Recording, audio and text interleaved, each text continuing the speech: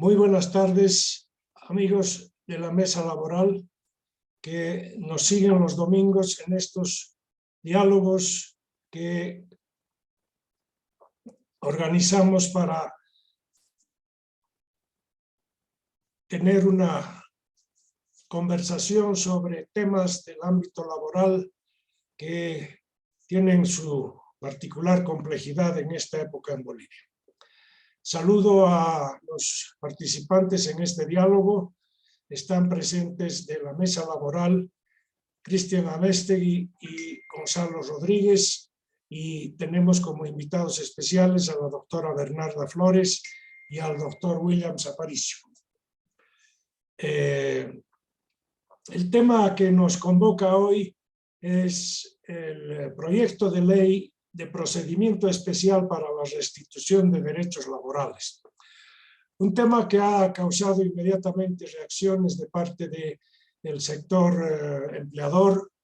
Se trata de una ley propuesta por el órgano ejecutivo que ha pasado, como es normal, sin mucho debate en la comisión de la Cámara de Diputados. Ha sido aprobada en plenaria también prácticamente la propuesta del Ejecutivo, sin tomar en cuenta los diversos comentarios que han hecho otros miembros de la Cámara de Diputados. Por otra parte, también ha habido un reclamo de los empresarios que consideran que mediante esta ley el Ministerio de Trabajo se convierte en juez laboral, o sea, amplía sus funciones hasta un ámbito que no le corresponde.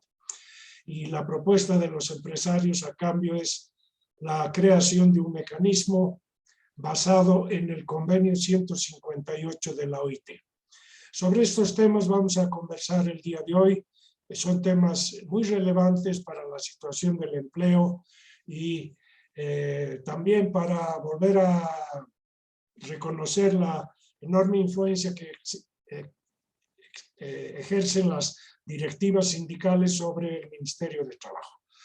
Para empezar, vamos a contar con una introducción de parte de nuestro colega Gonzalo Rodríguez y después vamos a hacer unos comentarios respecto a la pertinencia y necesidad de esta disposición que se refiere a la restitución de derechos laborales perdidos en algún momento por diversas causas. Adelante, Gonzalo, buenas tardes. Buenas tardes, Jorge. Un saludo cordial a Williams, a Bernarda, que son nuestras personas invitadas, a Cristian por parte de la mesa laboral también. El tema que has anunciado es el, digamos, evento más novedoso que ha trabajado la Asamblea Legislativa, el Parlamento Boliviano, porque el jueves pasado se ha aprobado en la Cámara de Diputados, está pasando en revisión a la Cámara de Senadores y es bastante previsible que esta semana que comienza mañana termine siendo aprobada para su respectiva promulgación. Tiene como antecedentes lo que significó desde el año 2006 el decreto 28699, mismo que asumiendo el derecho a la estabilidad laboral que está desde mucho antes en algunas normas de derechos humanos como el Protocolo de San Salvador, se planteó establecer un procedimiento. Sin embargo, una vez que sale en mayo del 2006 el decreto 28699, no tenía en realidad el procedimiento más allá, digamos, de la intención.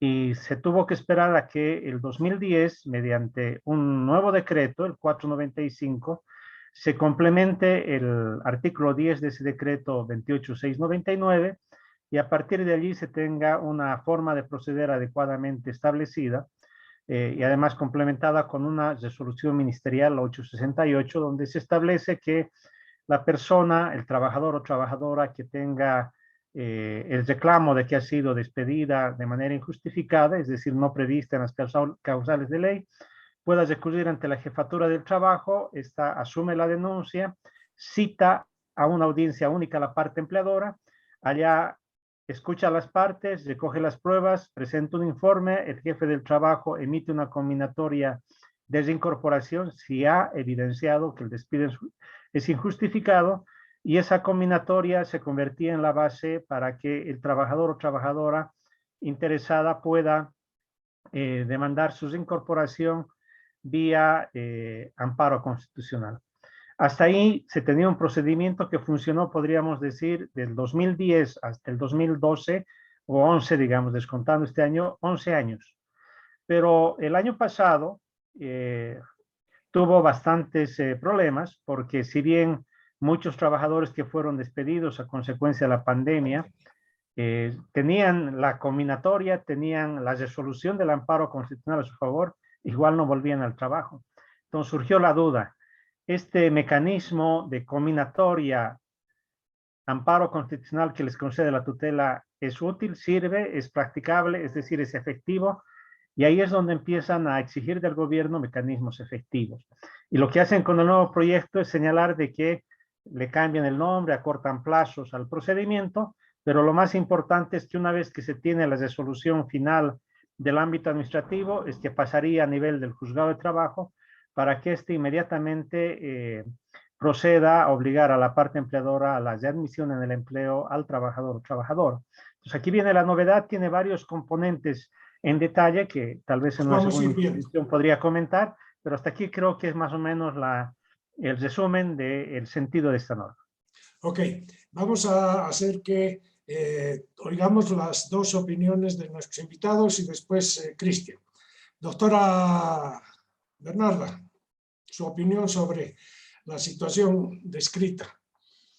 Muchas gracias, doctor. Un placer compartir con ustedes este espacio. Bueno, a ver, yo quisiera hablar sobre el tema de la pertinencia. Creo que esa primera pregunta es absolutamente procedente y necesaria. La pertinencia tiene que ver con algo más que la regulación, porque la regulación no es nada más que el instrumento de ejecución de una política pública. En Bolivia, desde el año 2006, desde la perspectiva del empresariado, pero también desde la perspectiva técnica, la regulación en materia laboral lo que ha hecho es expulsar de manera sistemática a mayor cantidad de trabajadores del mercado formal. Yo no sé si es que se me permite compartir pantalla. Yo quisiera mostrarles 3 datos que son bastante elocuentes. ¿Puedo compartir pantalla, doctor? Sí, ya le he pasado. ¿Pueden ver mi pantalla? Sí. Bueno, el primer dato tiene que ver con un estudio que ha hecho el CEDLA. Perdón. El CEDLA. Este es el último dato que publica el CEDLA en una de sus publicaciones, en alerta de abril de 2022. Creo que es absolutamente elocuente. Refiere que a junio de 2021 la tasa de desempleo urbano era de 7.6 versus 2019 4.9. Lo que impacta mayormente en mujeres y jóvenes. Recordemos que en nuestro país 50% de la población es femenina y tenemos un bono demográfico importante, lo que supone que tenemos una población joven también importante.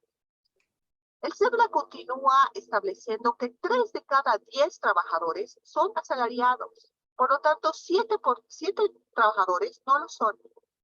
7 de cada 10 es independiente o familiar no remunerado. Adicionalmente a ello, también grafica que 6 de cada 10 trabajadores tienen un ingreso igual o menor a bolivianos 2.164.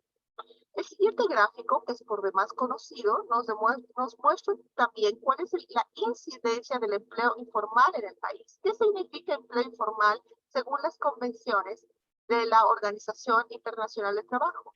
Significa aquel empleo que no tiene los beneficios ni privilegios derivados de una relación laboral, sobre todo salud y jubilación.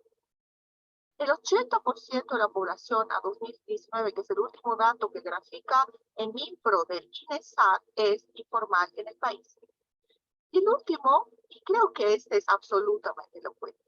Este es un dato que corresponde a elaboración propia, la Confederación de Empresarios Privados, con base a datos del MINPRO INESAT, y establece cuál es el porcentaje de la población ocupada en Bolivia que está protegido por la Ley General del Trabajo.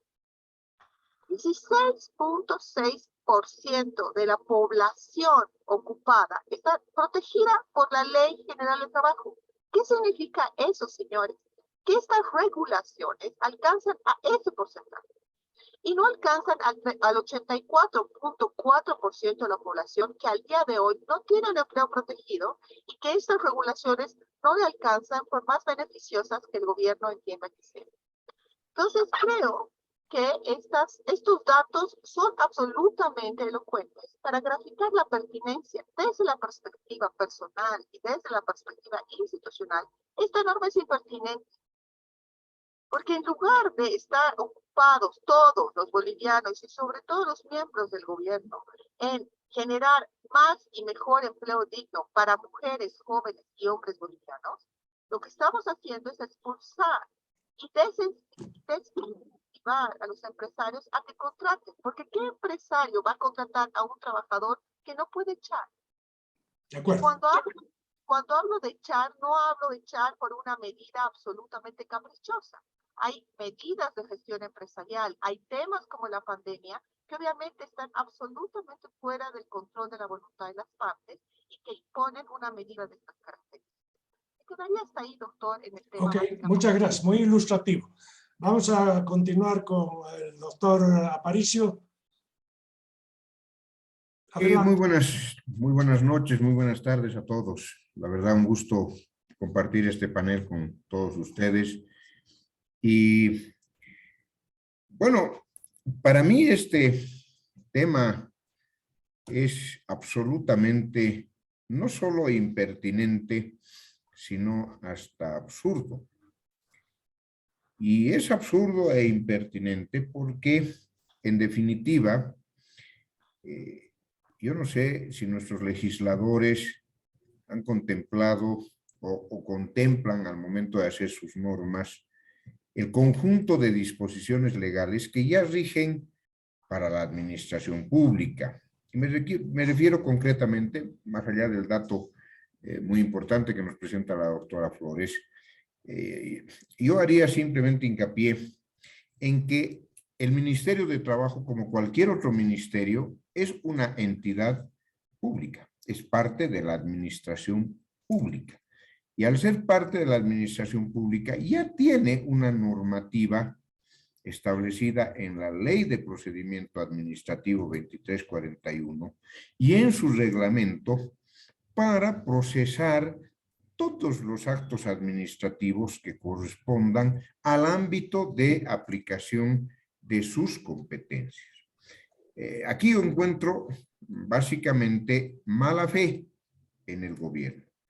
Mala fe en el gobierno, tanto como para empleadores, que como bien dice la doctora, no los van a contratar a los más trabajadores, porque ciertamente se ponen cada vez en más riesgo, sino también para los propios trabajadores, que en definitiva están en busca y tienen una total y absoluta desprotección de sus derechos laborales, ¿no?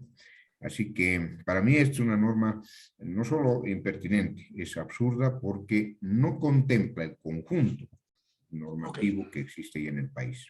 Ok, la colisión con otras disposiciones vamos a ver al final. Cristian. Bien, muchas gracias. A ver, aquí yo veo que hay dos preguntas que deberíamos responder durante el programa. Y la primera es si era necesario un nuevo procedimiento para restitución de derechos laborales. Y la segunda, si al presente hay algún tipo de régimen de inamovilidad absoluta, tal vez, hay estabilidad absoluta en el país o no. Respecto a lo primero, pienso que aquí el procedimiento de la resolución ministerial 868 del año 2010 sobre reincorporaciones ya tenía una, entre comillas, trampa de por medio que se ha ido magnificando en el tiempo. Voy a poner ejemplos muy cortos, porque el inspector laboral ahí en un escritorio escuchaba a una parte y a la otra simultáneamente en la citación única y tenía que valorar prueba, que eso no le corresponde porque no hay periodo probatorio como tal. Tenía que ver temas de, tal vez, temas de balances, tienen que ver temas de incumplimientos, tiene que imaginarse de qué trata el tema.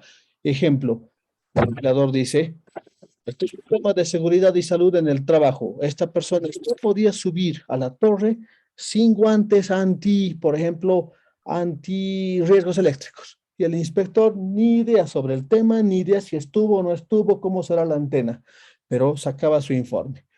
Seguía el procedimiento y terminaba con el jefe departamental del trabajo o el jefe regional del trabajo, en todos los casos emitirá reincorporación. Hubo un caso el año 2012, donde un jefe departamental del trabajo, el de Potosí, sacó una no reincorporación. En menos de 30 días, después de las quejas internas del damnificado, el ministro le dijo, lea usted bien el reglamento, dice que usted no puede sacar no reincorporación. Yo quisiera que la autoridad nos mostrara un caso, uno, que haya dicho no reincorporado. Entonces ellos tienen un comportamiento de sacar reincorporaciones y cuando se trataba de empresas públicas, se hacían a un lado y decían, yo no puedo resolver conflictos, esto es un caso controvertido, que la judicatura lo resuelva, doble moral, bien. Y respecto al tema monetario de rebajas salariales, lo que hacía, sigue haciendo el ministerio es, mediante un inspector con nulo conocimiento contable probablemente, sacaba un papel a propio pedido del interesado. Yo podía ir y decir, trabajo para tal empresa, se me ha ofrecido una bonificación que no me pagan hace 4 años. Todo lo que escuchaban bajo el pretexto del principio supra aplicado, llamémosle así, de reversión de la carga de la prueba, exageradamente aplicado, te lo sacaba y le ponían su sello. Y con ello ya era una deuda. Porque bien chiquitita abajo dice, no causa estado legal que fue desapareciendo en el tiempo y que ahora, claro, viene con un riesgo más grande. Hace poco, para terminar, días atrás, un trabajador de una empresa asesorada por nosotros fue al ministerio a decir, rebaja salarial. En la audiencia salió el tema, ¿sabe qué es lo que usted llama rebaja salarial, inspector? El RSI va y el aporte a la AFP, el aporte laboral. Bien, 2, 3, 5 días después, informe del inspector, literal. Si bien todos los bolivianos tenemos que pagar impuestos, el empleador debió haber encontrado formas que la disposición tributaria trae para no descontar impuestos y no hacer aportes. Ante la imposibilidad de demostrar que no intentó formas de encontrar salidas aleatorias, se considera que es despido indirecto por rebaja salarial, literal. Eso se está ahora, con este nuevo procedimiento, posiblemente volviendo masivamente grande y mucho más grave. Necesitábamos, en conclusión, creo, retroceder y afinar, porque como dijo el doctor Aparicio, finalmente hay una ley de procedimiento administrativo que tenía y tiene un proyecto, tiene un principio que dice, principio de imparcialidad, las autoridades actuarán en defensa del interés general evitando trato diferenciado entre administrados. Por su parte, lo cual en la resolución ministerial 346 ya dice, el Ministerio de Trabajo será imparcial y neutral. Ok, queda claro algo que hemos venido reiterando desde hace bastante tiempo en el programa.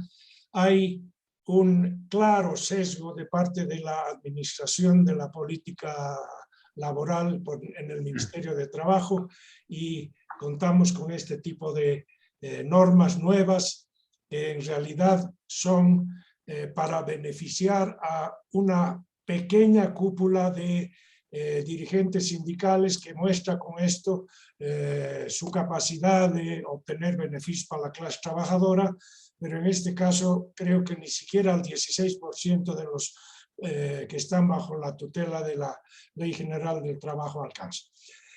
Por lo tanto, estamos en una situación que ya la doctora Flores ha dicho.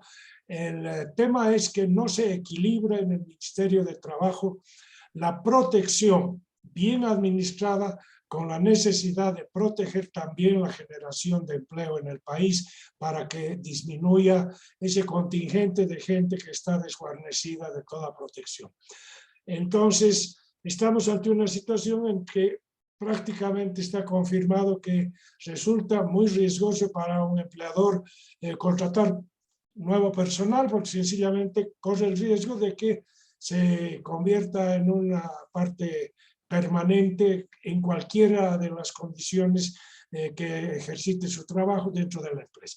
Vamos a pasar al siguiente tema, creo que es importante, que son, ¿qué es lo que ha perseguido el gobierno? porque esta es una iniciativa de ley que viene del órgano ejecutivo y que ha sido tramitada por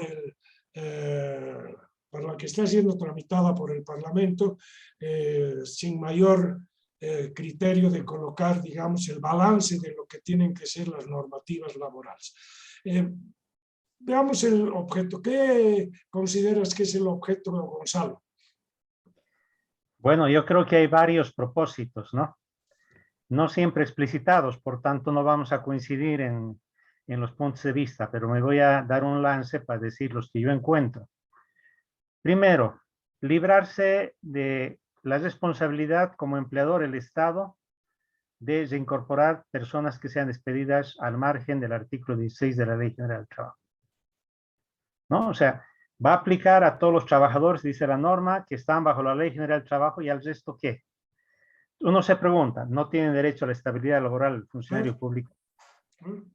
La ley del funcionario público, entre los derechos que se conoce, está la estabilidad laboral. No tiene derecho el trabajador de salud. El Estatuto del Trabajador en Salud dice que tiene derecho a la estabilidad laboral. No hay embarazadas tanto en el sector público como en el privado. Funcionarios públicos, trabajadores de salud, igual se embarazan. No hay dirigentes sindicales en los trabajadores en salud o funcionarios públicos, existen dirigentes. Por tanto, lo que ha pretendido o pretende aún, porque veremos qué pasa en el Senado, es restringir aquello donde él puede después hacer muchas de las cosas que están vedadas para los trabajadores de la Ley General del Trabajo, ¿no? Puede hacer y nadie le va a hacer nada, porque no hay nadie que le obligue. Entonces, esta es una de protección a las políticas de Estado contrarias a los derechos de estabilidad laboral, ¿no? Es un acto de discriminación, es un acto atentatorio a la prohibición que tiene el artículo 14 de la Ley General del Trabajo y al mandato del artículo 3, porque tanto la estabilidad en el empleo como la protección a la maternidad del fuero sindical están en la Constitución, y por el 13 de la Constitución es obligación del Estado promover, garantizar, respetar esos derechos, pero no lo va a hacer en la práctica, aunque de boca para afuera la haga.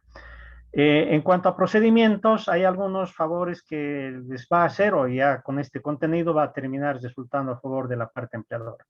Les doy algunas pautas, no todas, por cierto, pero de las que he podido identificar. De acuerdo al decreto 28699, modificado por el 495 y su reglamento, sobre todo el reglamento 868, la incomparecencia, si el empleador no va a la audiencia, se considera plena prueba de que el despido es injustificado.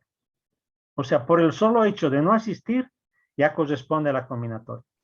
¿Qué dice este nuevo proyecto? Baja la categoría, ya no es plena prueba, presunción. Lo vuelve simplemente a presunción. Y toda presunción siempre se puede desacreditar. Ahí sacan una ventaja, ¿no? Reduce plazos, ¿no? De 90 días del trámite administrativo normal a 45 días en el caso de la resolución final. Pero ¿cuál es la desventaja y qué gana la parte empleadora? La desventaja es de que con la combinatoria que salía en los primeros días, el trabajador o trabajadora ya podía ir a una acción de amparo constitucional. Con este nuevo procedimiento tiene que esperar la última resolución, la resolución del ministro de Trabajo en el recurso de servicio. O sea, antes, en un mes, después de haber denunciado, tramitado, hecho la audiencia única, ya podía estar en un amparo constitucional. Ahora ya no va a haber esa opción. Va a tener que esperar más o menos 6 meses, ¿no? 6 meses para que recién pueda ir ante el juez. Entonces, desde ahí yo veo que en realidad, ¿no? Aparenta que está protegiendo de manera más benévola a los trabajadores y resulta que va a terminar favoreciendo a la parte empleadora. Que sí le encuentro, y con esto cierro mi intervención, interesante desde el punto de vista comparable con los juicios ordinarios laborales. En muchos casos, ojalá fuera verdad lo que decía Cristian, que no hay un solo caso donde denegaba. Bueno, él también ha dicho que en el sector público, por ejemplo, generalmente, si convenía al Estado, denegaba la combinatoria y los rechazaba. Entonces, ¿qué implicaba esto? Que el trabajador tenga que ir a un juicio ordinario. ¿Cuántos años? 7 años, 8 años, 9 años. Hace 2 semanas en Cochabamba, un trabajador, después de tanto tiempo, ganó un juicio y ahora la universidad tiene que pagarle 400.000 bolivianos de salarios adeudados. La alcaldía dentro de poco, en un caso similar, va a pagar 500.000 bolivianos. En los primeros casos que datan del 2009 y donde ya tenía que aplicarse el 2010 esta nueva norma, 100 trabajadores de CEMAPA fueron despedidos. Todos ellos, después de un largo proceso, han sido reincorporados, por lo menos la sentencia así lo declara. 100 trabajadores, calculen por 50.000 bolivianos, 5 millones de bolivianos, por un plazo tan largo. Entonces, ¿quién pone esa plata en estas entidades públicas? Bueno, los contribuyentes. En la parte empleadora, ellos ya tienen que calibrar si van a arriesgar semejante cantidad de dinero. Ahora, si el procedimiento es más corto, lógicamente ya no será tanto, será 6 sueldos en vez de 72 sueldos en el caso de la universidad, el ejemplo que pongo. Entonces, eso puede ser más interesante y racional. Y finalmente, cierro con esto. Las estadísticas que nos ha mostrado gentilmente la doctora Flores, valdría la pena evaluarlas bien, porque resulta de que hasta el 2013, casi 14, el empleo no disminuyó, subió. ¿Eso qué significa? No es que no había este tipo de normas. El 28.699 como decreto estaba desde el 2006. Lo que pasa es que hay otros factores de la economía que inciden en el empleo. Y de ahí baja. ¿Pero por qué baja? No es que porque se hizo más dura la norma, el 28.699, es decir, va a aprobarse esta norma. Baja por los otros factores. La economía boliviana cayó por el tema de la caída de precios internacionales de materias primas. Entonces, hay otros factores. Yo no creo, les digo sinceramente, que entrando en vigencia esto, haya una caída sustancial del empleo, lo que sí va a haber seguramente incomodidad, porque, bueno, hay una norma que van a agarrar como bandera las direcciones sindicales, cuya eficacia de todas maneras yo pongo relativamente en duda con los ejemplos que he mencionado. Ok, gracias, es un buen criterio, pero respecto a la estadística, no es necesario que el empleo caiga, basta con que no se expanda, porque se incorporan nuevas cohortes de jóvenes que entran al mercado de trabajo y no encuentran posibilidad, pero es una discusión que tenemos que tener más adelante, el cotejo de estadística y norma. Doctora, a ver, su opinión en esta materia. Nuestra es que la regulación laboral en Bolivia desde el 2006 a la época es una moneda de cambio con la Central Obrera Boliviana. Esto es una moneda para pagar favores políticos y de adhesión y de apoyo. O sea, yo creo que lo demás yo respeto mucho los otros criterios, pero a mí me parece que son unas sofisticaciones que no se corresponden a la realidad. Estoy muy de acuerdo. La misión de cualquier gobierno es generar más y mejor empleo digno en el país. Si eso no sucede, es que algo está sucediendo, es que algo está pasando, y está pasando mal. Estamos viendo, yo estoy haciendo un trabajo en este momento para la Cónferencia de Nahuel sobre la eficacia de los derechos económicos y sociales en el país. Y estoy viendo el cotejo que el señor Rodríguez reclama. Desde el año 2000 al 2022, un poco leer las estadísticas y las cifras y ver cuánto ha impactado la regulación. Y creo que no ha impactado sustancialmente en la expansión del empleo digno en el país. Y segundo, creo que es un error de inicio leer esta ley como si fuera la guía telefónica, totalmente alejada de otra legislación que le atinge a la empresa. Ustedes muy bien saben, y entiendo que lo han debido discutir como mesa laboral, el contenido, la regulación, el ámbito de la ley de creación de empresas sociales. Imagino que la ley.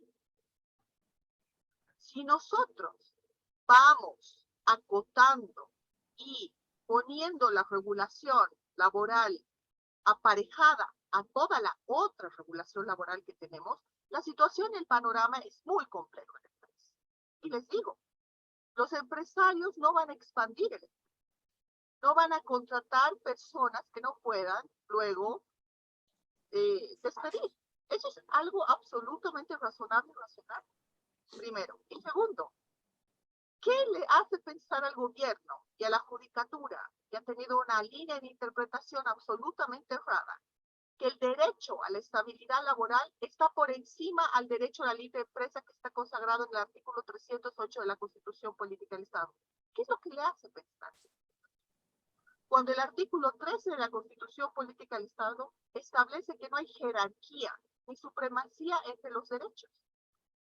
Entonces, la verdad creo, señores, que la reflexión es quizás un paso adelante del contenido específico del artículo tantos, del artículo cuantos. Creo que el tema es un tema de pertinencia, de oportunidad y de razonabilidad respecto de esta normativa. Hasta ahí me quedaría. Ok. Williams. Gracias, Jorge. A ver, la inamovilidad respecto a la estabilidad y la continuidad en el trabajo son conceptos que indudablemente de un tiempo a esta parte se vienen mezclando y confundiendo, ¿no? Por ejemplo, Gonzalo mencionaba, y estoy absolutamente de acuerdo, la señora que está embarazada o el cónyuge o el progenitor gozarán de una inamovilidad durante un periodo, pero en razón de un derecho, que es el derecho a la vida y al sostenimiento de la familia, que está establecido en la Constitución. En cambio aquí, en este proyecto de ley, yo advierto la inamovilidad por inamovilidad permanente y por cualquier cosa ante cualquier eventualidad con el trabajador. Entonces, me parece que es un exceso, pero además desconocimiento de nuestros legisladores y de nuestro propio gobierno, el hecho de no distinguir categorías dentro del ámbito laboral. Ahora, lo que definitivamente a mí me preocupa es la inflación normativa que está existiendo en el ámbito laboral, no solo laboral, pero en el ámbito laboral, dado que esta es la temática que estamos, que lo único que ocasiona es una suerte de confusión, una confusión provocada, de repente, de mala intención, precisamente porque eso crea un caos. Cuando empezamos a generar estas competencias del órgano administrativo, cuando empezamos a generar estos mecanismos, lo único que se produce es, detrás de eso, actividad de corrupción. Yo muchas veces en varios escenarios he mencionado que pueden ser muy transparentes, pero corruptos, porque no es lo contrario a corrupción, transparencia.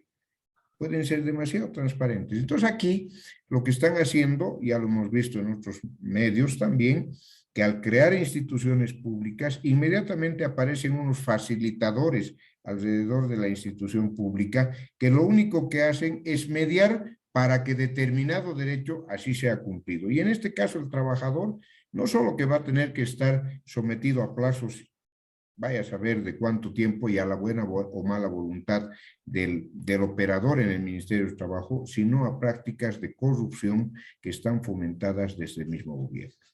Ok. Cristian, tenemos aquí una mención a algo que siempre hemos considerado en la mesa, que es una meta a la cual se quiere llegar por parte del gobierno, que es ampliar las empresas sociales. Tú has mencionado en varias ocasiones que existe esa intencionalidad de crear las condiciones para aumentar el empleo, para facilitar la transformación en empresas sociales, en lugar de que vayan por el camino de la empresa privada, que no es necesariamente bien vista por el gobierno. A ver, Cristian, tú. Pero yo pienso que se ha generado como una artificialidad. Les muestro en varios, de hecho, en varios ambientes simultáneos. Uno, están bajo la lógica de que los ingresos van a subir porque hay que arrebatarle a uno para dárselo a otros. Les acabo de dar el ejemplo de no debieron haberle hecho retenciones, es rebaja salarial. Bien, cuando alguien lleva un caso al Ministerio de Trabajo, el inspector laboral siempre va a decir, no, es rebaja salarial, cuando muchas veces se trataba, por ejemplo, de ingresos variables. Segundo tema, las empresas sociales. Piense el que nos está siguiendo por Facebook.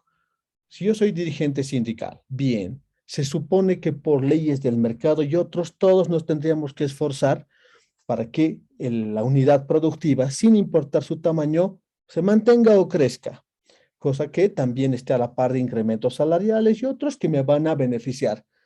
Pero ¿y qué pasa si alguien me toca la mente y me dice, sabotea? sabotea más bien, hablarle a todos para que hagamos lo menos posible y otras, porque finalmente si esto fracasa, nos quedamos con la unidad productiva enterita. Y el legislador del tema de empresas sociales, bien que lo sabe, porque en todos los párrafos de la normativa habla sobre la tramitación de empresa social que quedará a cargo de los propios trabajadores y le añade la frase, la unidad productiva y su bien inmueble, y su bien inmueble, y su bien inmueble, porque probablemente el legislador sabe que para que la unidad productiva, sin importar si es bien, ser servicio o el tamaño, le vaya mal, tiene que haber un problema o de capital, o de mercado, o de mal estudio de inicio, lo que llamaríamos factibilidad. Bien, ¿qué hace pensar al legislador que los trabajadores van a cambiar y revertir el curso, el destino de esa organización empleadora si ellos se vuelven en propietarios? Ah, lo que pasa es que finalmente van a enajenar el bien y distribuirse el dinero. Entonces, otra artificialidad allí. Bien, son especulaciones que tenemos hace tiempo acá. En algún momento tendríamos que verificar en qué medida han crecido las empresas sociales o en qué situación se encuentran las que se han transformado. Tenemos un problema aquí de tiempo. El proyecto está en la Cámara de Senadores. La experiencia dice que no va a tener modificaciones y va a ser promulgada por el presidente en algún momento en el curso de la próxima semana. Hay un reclamo y una impugnación por parte de la Confederación de Empresarios Privados, la Cámara Nacional de Industrias, y ellos tienen una propuesta, que es que se cree un órgano pertinente y dentro del marco del convenio 158 de la OIT. No estoy seguro que se haya sido ratificado en Bolivia, pero si no lo fuere, creo que es interesante pensar en su ratificación. Lo he leído esta mañana y me parece que es una buena base para tener el marco legislativo internacional para cuestiones de suspensión de relaciones laborales. Gonzalo, tu opinión sobre que no prospere, digamos, la aplicación en el ámbito en que está puesta hoy en día la discusión, sino que se trate de encontrar un procedimiento tripartito para generar equidad en esta materia que efectivamente deriva en gran medida de la pandemia, porque es en la pandemia que se han producido los diversos despidos y cierres de empresas, etcétera, etcétera, que ha sido con motivo de la cuarentena y las prohibiciones de movilidad, etcétera. ¿Cómo ves esta cuestión de sacar a una trayectoria, digamos, paralela, pero más equitativa, más acorde con la normativa internacional? Primero que el momento que comparamos con la normativa internacional debemos entender que justamente estas medidas protectivas, primero como decreto el 2006, después en la misma Constitución Política del Estado, o antes como ley que dictó el propio doctor Paz Extensor el 88, para la inamovilidad de trabajadores embarazados a 3 años del 21060, tienen un contexto internacional que son los tratados sobre derechos humanos. Entonces, ahí en esos tratados sobre derechos humanos se habla de la estabilidad laboral frente al despido injustificado, el derecho a la admisión en el empleo. Entonces, en función de estos mandatos de tratados internacionales, es que se han buscado adecuar las normas nacionales, ¿no? Y la propia Constitución, la última.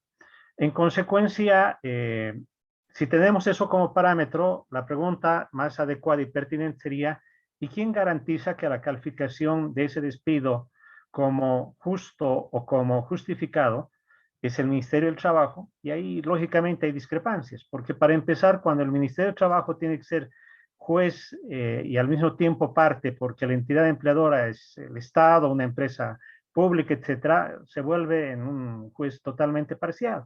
O si tiene una consigna política frente a un determinado empleador privado, también se vuelve parcial, abandona el principio de imparcialidad. Frente a ello, algunos colegas míos en el debate, en la discusión en detalle de esta norma, inclusive plantearon la idea de que debiera crearse el defensor del trabajo, ¿no? Una especie de institución al margen del ministerio que pueda, sobre la base de una composición tripartita, asegurar la imparcialidad. Pero esto es una idea muy a grosso modo, ¿no? O sea, ahorita no tenemos experiencias todavía recabadas de otros países, una propuesta más detallada y por tanto, ante la ausencia de una propuesta específica, solo queda como intención, que no hay que abandonarla, por cierto, no hay que trabajarla, pero no tenemos ya para esta semana que viene hecha la alternativa y por tanto cambien ese artículo. Y mientras eso no tengamos, lamentablemente va a pasar nomás tal como está. Entonces, desde el punto de vista, yo lo asumo como una inquietud, ¿no? Muy válida. Nos pondremos a pensar en ello, pero lamentablemente estamos limitados por la urgencia de tratamiento que va a tener esta norma. Ok. Doctora, vamos a ir cerrando esto y tenemos otra alternativa que podría considerarse, no la creación de un nuevo instituto para resolver tripartitamente este tipo de situaciones, sino para ver la posibilidad de que la ley de procedimiento administrativo vigente sea el instrumento para tratar este tipo de demandas de restablecimiento de derechos laborales. ¿Cómo la ve desde la perspectiva de la Cámara donde usted es abogada?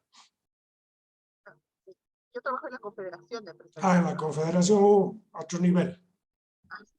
Sí, desde el año 1918, el Estado boliviano es parte de la Organización Internacional del Trabajo.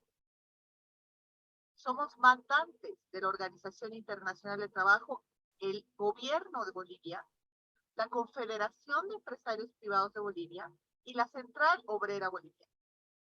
Todos los años, en ese sentido, participamos en las conferencias internacionales de trabajo que sesionan en Ginebra. Y evidentemente, doctor, el convenio 158 no ha sido ratificado por el país. No ha entrado a la economía doméstica del país.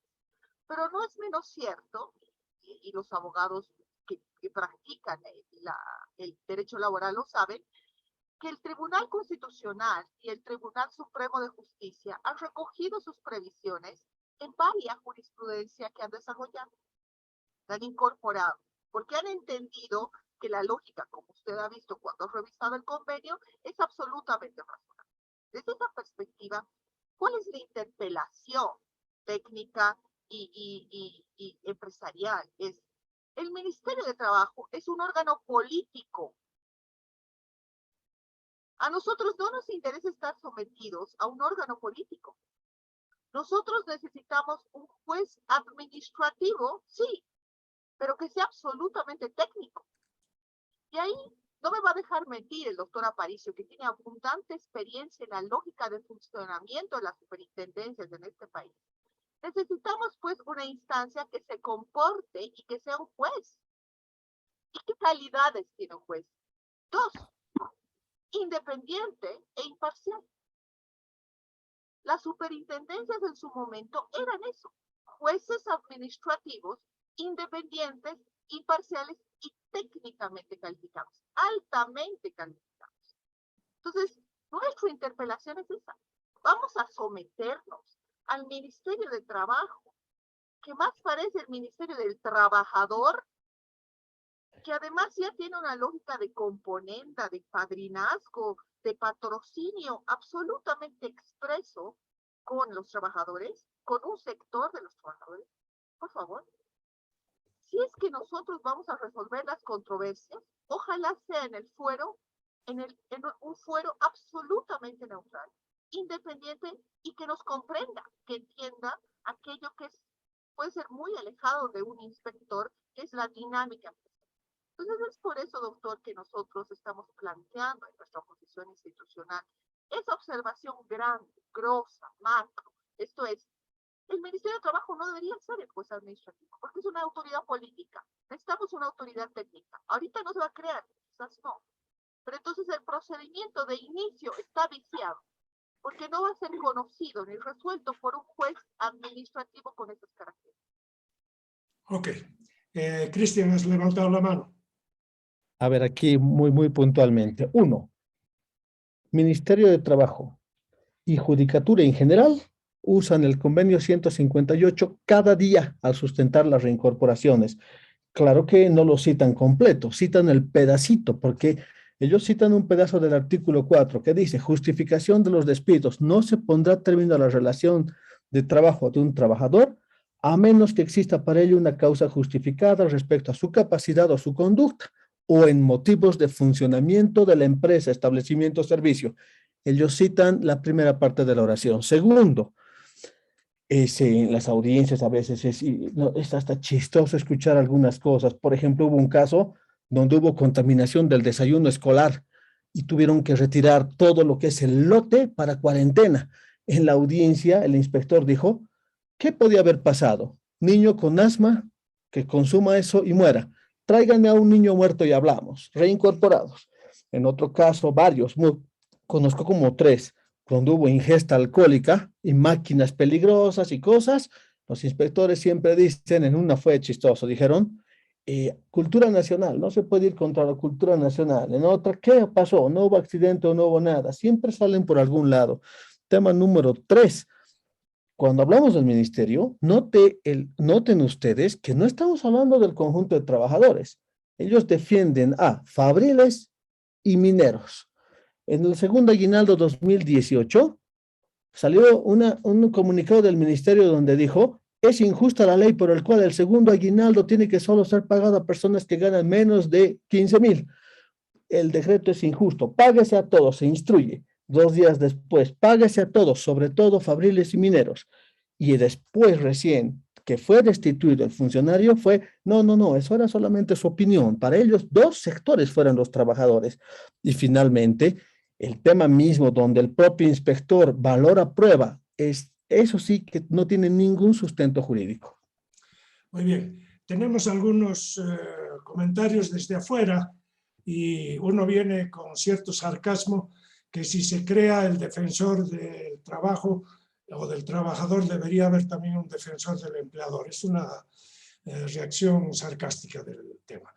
Pero la otra es decir que es una barbaridad que sostengamos que los trabajadores empiezan a trabajar más lento y demás, que es cosas no ocurren y que estamos sesgando la argumentación de una manera especulativa sin conocimiento de la realidad laboral.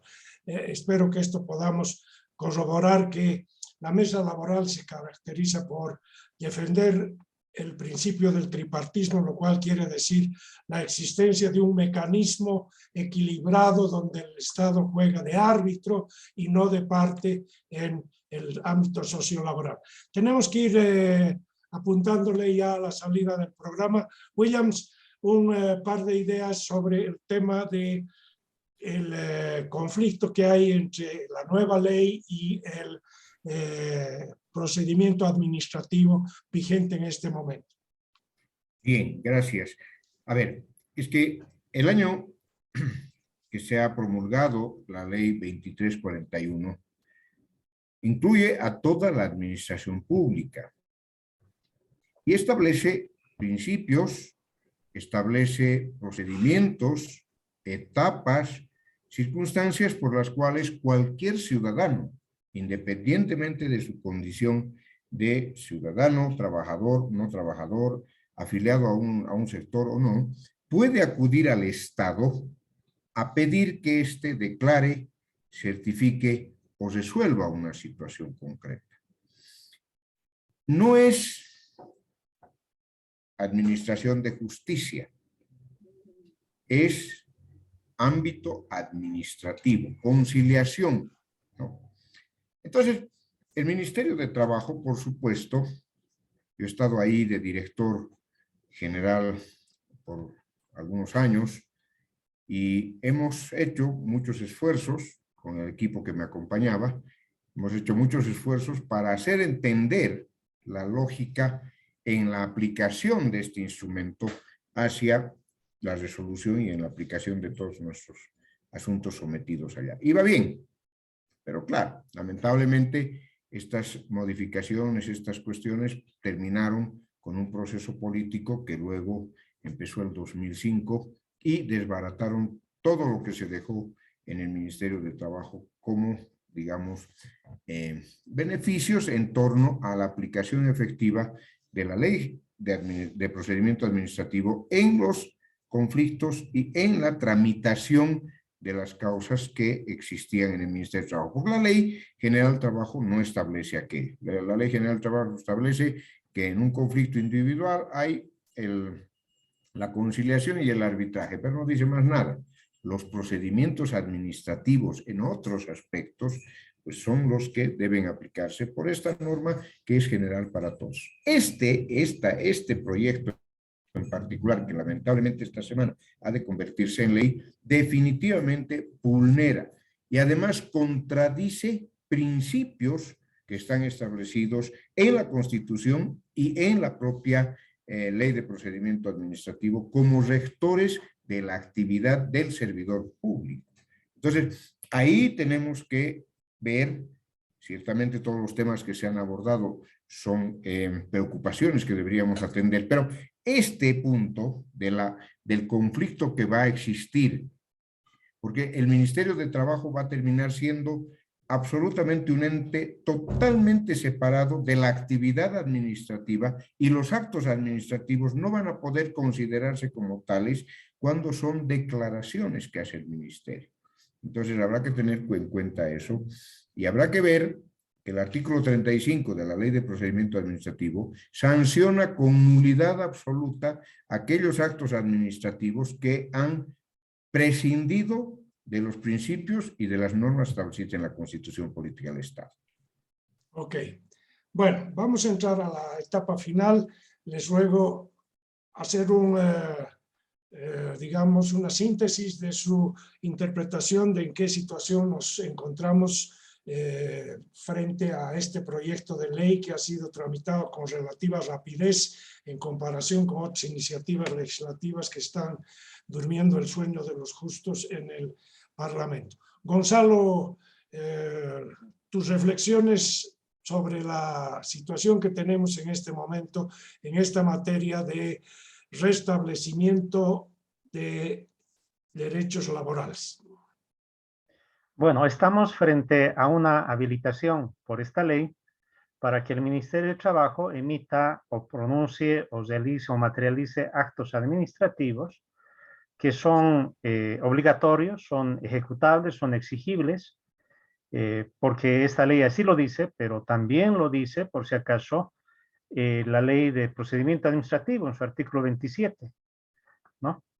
Este acto administrativo del ministerio va a ser ejecutable, y aquí hay una variante en relación a la ley 2341.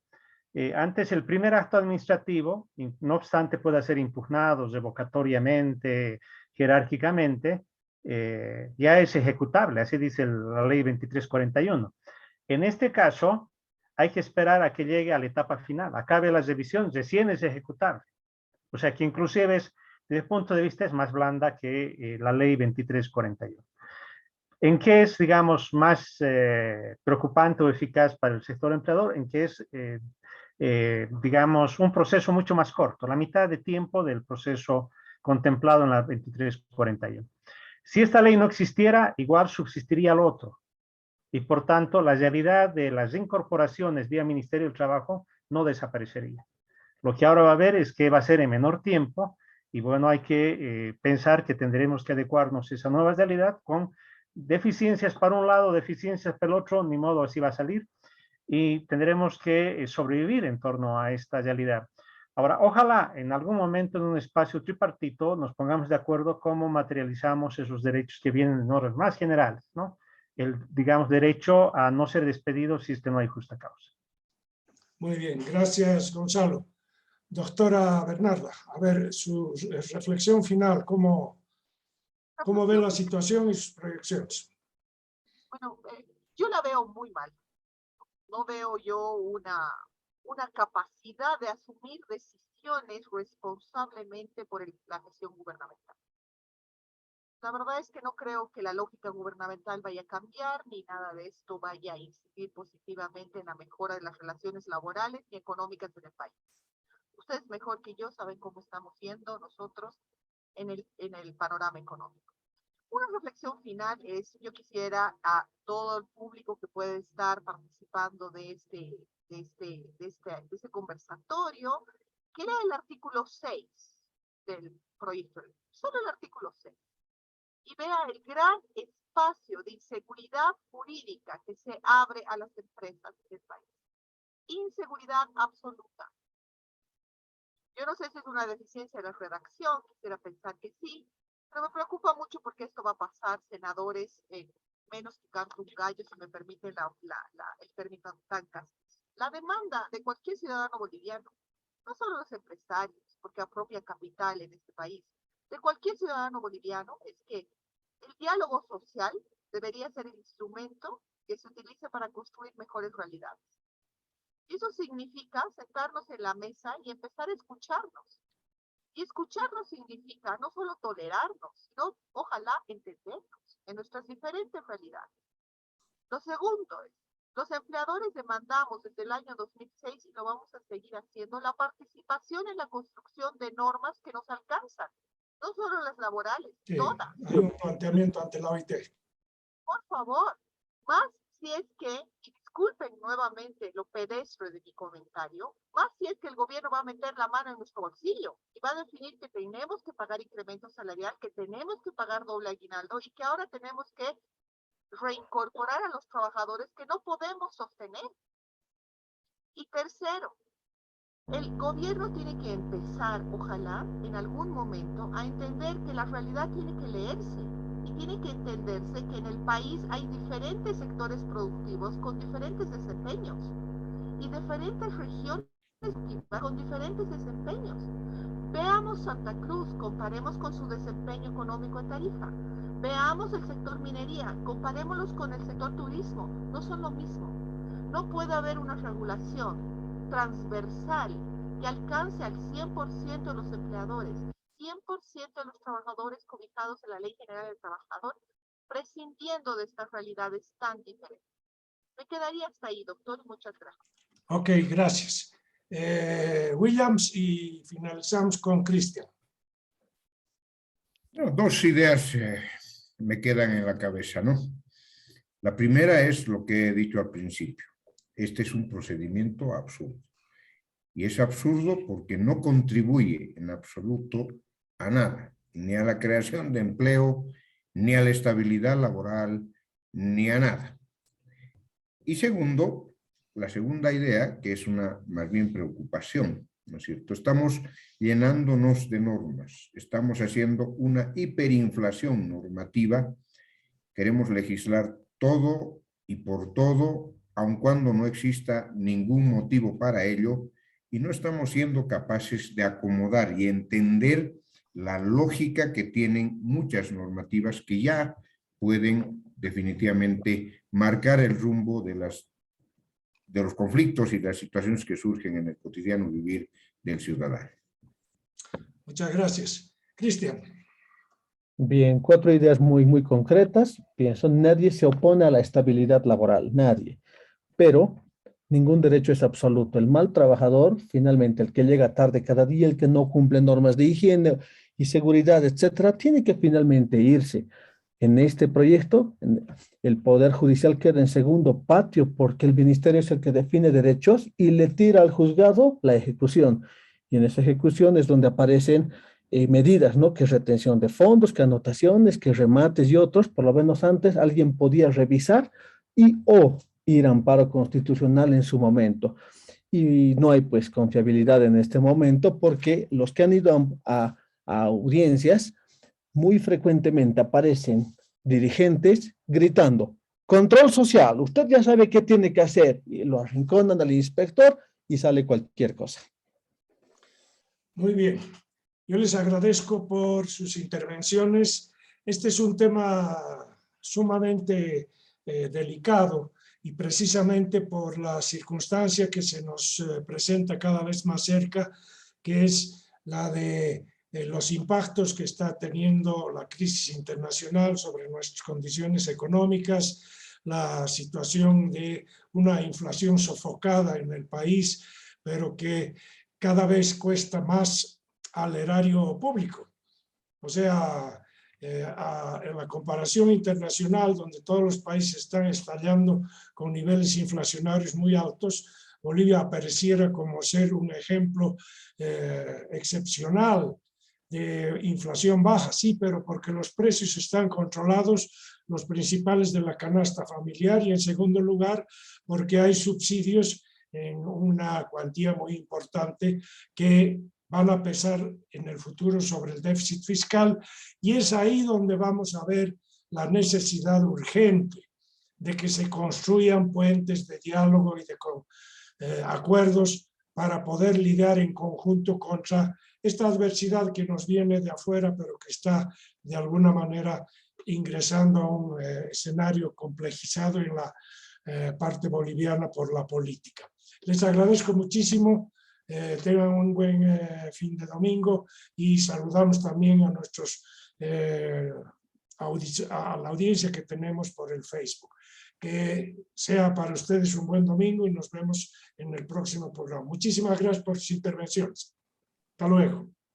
Gracias por la invitación. Un gusto a todos. Saludarlos a todos.